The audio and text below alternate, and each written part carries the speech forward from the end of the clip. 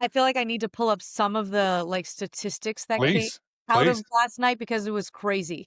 729 yards, most yards from scrimmage in a game since 2000, which was against Clemson. Most points scored in the Mike Norvell era. 6 passing touchdowns, most in a game since 2011. They scored on 10 straight drives to open the game. 9 different dudes scored a touchdown. This is not your 2024 Florida State Seminoles. This is a team that is playing with a purpose, EMAC. And that might be a little contrary to what we're seeing from Clemson. Maybe they expected to just be riding the wave this year. Florida State looked in the mirror last year, ton of new players, but a lot of guys who went through it last year too, including the guy at the top and Mike Norvell. And they said, look, we're putting that in the rearview mirror. And I was wondering, how does a team with some new faces, some guys who experienced adversity last year, respond to such a great win over Alabama week one? Mhm. You can ride that win for as long as you want. They rode it till Sunday and clearly turned the page. Yeah. Like they turned the page to East Texas A&M when they are the far superior opponent. It did not matter. They did not take their foot off the gas. They got everybody involved. Second, third stringers even got a ton of playing time. And you saw maybe a little bit of what the future could look like with Kevin Mhm. Sperry at Mhm. quarterback a little bit later and Javon Boggs catching passes out there from Sperry. I don't know.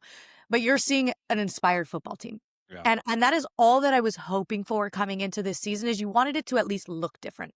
I didn't know what the final result of ball games would look like, but you wanted to see the defense fight, fly to the football. You wanted to see the offense score points, even find the end zone at least maybe a couple of times a game as opposed to just once every couple of weeks. Yeah. And you're seeing that. You're Right. seeing a team play together as a unit. And this is a team now at this point. I've seen what I've seen for the first 2 weeks. Mhm. This is not an anomaly. Mhm. Alabama was not an anomaly. Correct. Them dominating East Texas A&M was not just because they were the better football team. This is a great not just a good, this is a great football team, Come on. great coaching, and that's the key. Tony White has done wonders with a new scheme and the way he just has them playing ball Mhm. different. Gus Malzahn is utilizing every single weapon he has at his disposal, and Mike Right. Norvell has the capability now to just run a team. Mhm. It's so obvious. Yeah. So And obvious. I think the it's super obvious point, but the fact that this wasn't your first game, that this is coming off of beating down Alabama, a Right. top 10 Alabama, it only heightens and further justifies all those thoughts that you just said about this team. It would be one thing if we saw them do this against, East Texas A&M, and then Bethune or whoever they play next, Right. whatever that looks. That would be like, okay, I'm excited. You have my attention, but no, you did it against Alabama the same way, dominating up front, running the heck out of the football, shutting down the run. And it is so obvious that this team is night and day different just because of a quarterback like Tommy is it's fun to watch. Let me just say Yeah. that.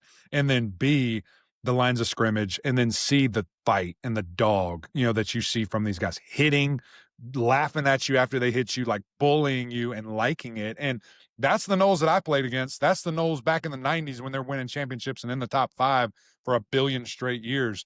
That's what we're used to seeing. The 2023 Florida State team, that's what we're used to seeing. And so I love it. And I think that there's a little bit of a I'm about to show you mentality. I think there's a little bit of we're not taking the foot off the gas. And they relatively did that in the fourth quarter because of respect. 80 points was the school record, and they stopped Yeah. at 77. They So stopped. They yeah. stopped. That's the point. So they did relatively call off the dogs, but 21 points, 28 points, 21 points in the first three quarters, by quarter there.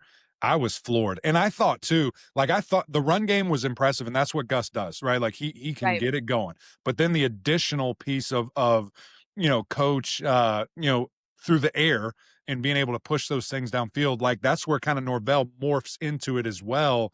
And we saw that. And I thought we would. I thought there was another, level of this offense and seeing Deuce, which man, we just wanted to see him run. And we did. We got to see that. He has these Randy Moss type numbers to start the game where you're just looking like this is it. This is elite. And so I still think this team can get better, which is crazy to think. I think this team's going to get closer together as the team goes on, as the season goes on. And I think they are all the way for real. This team needs to be in the top 10 today. Like, we Yeah. need to get it going, and, again, you need to just what people need to forget about is last year. You need to just look at this season right here. Who is this team? Who are they? They're a top 10 team. They're a really freaking good football team. They're a team nobody wants to play. And before we move on from it, because you just mentioned Deuce Robinson, by the way, here's another stat for you. He had 4 catches, 160 yards in the first quarter, most receiving yards by a Florida State player in a quarter in program history.